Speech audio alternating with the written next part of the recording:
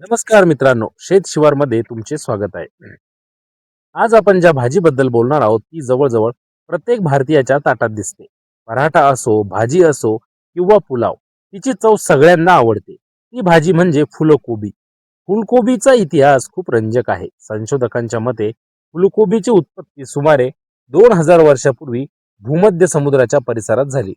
Cyprus या बेटावर सर्वप्रथम तिची लागवड करण्यात आली असे मानले जाते. तेथून हळूहळू ही भाजी युरोपमध्ये पसरली आणि पुढे जगभर पोहोचली.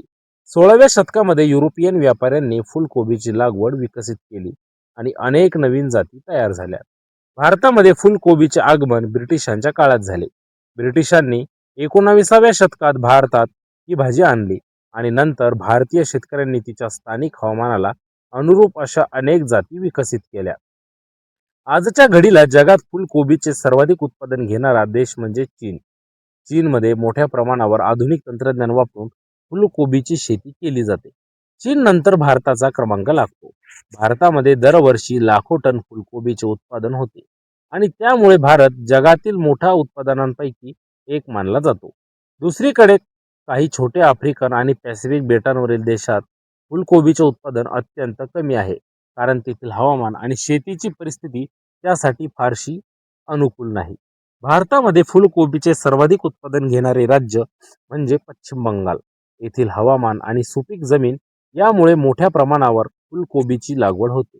पश्चिम बंगाल नंतर बिहार आणि उत्तर प्रदेश ही राज्य देखील मोठ्या उत्पादकांमध्ये येतात.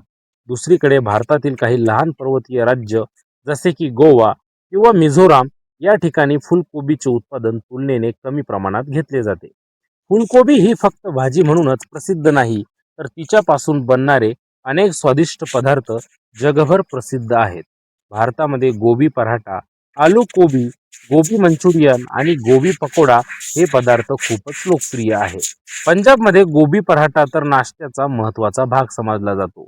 चीनमध्ये फुलकोबीपासून बनवलेले स्टर फ्राय पदार्थ खूप प्रसिद्ध आहेत. तर युरोपमध्ये फुलकोबीचे सूप आणि बेक्ड डिशेस मोठ्या प्रमाणात खाल्ले जातात. फुलकोबी विषयी काही असे रोचक तथ्य आहेत जे अनेकांना माहीत नसतात. उदाहरणार्थ, फुलकोबी ही प्रत्यक्षात फुलांचा समूह असतो. म्हणजेच आपण जी पांढरी डोकी खातो ती प्रत्यक्षात फुलांची कळी असते. आणखी एक रोचक गोष्ट म्हणजे फुलकोबीच्या फक्त पांढऱ्या जातीच नाहीत, तर हिरव्या, जांभळ्या आणि नारंगी रंगाच्या जाती सुद्धा जगामध्ये आढळतात. काही देशांमध्ये तर फुलकोबीचा वापर भाताच्या ऐवजी कॉलीफ्लॉवर राईस म्हणून सुद्धा केला जातो, जो आरोग्यासाठी खूप फायदेशीर मानला जातो. आज फुलकोबी ही फक्त एक भाजी नसून जगभरातील अन्न संस्कृतीचा महत्त्वाचा भाग बनली आहे. शेतकऱ्यांसाठीही ही एक चांगली नगदी पिकांपैकी मानली जाते, कारण कमी कालावधीत चांगले उत्पादन यापासून मिळते. मित्रांनो, अशी ही फुलकोबी रोचक कहाणी तुम्हाला ही माहिती आवडली असेल तर व्हिडिओला लाईक करा, चॅनलला सबस्क्राईब करा आणि शेतीविषयक अशाच माहितीपूर्ण व्हिडिओंसाठी बघत राहा शेत शिवार. धन्यवाद.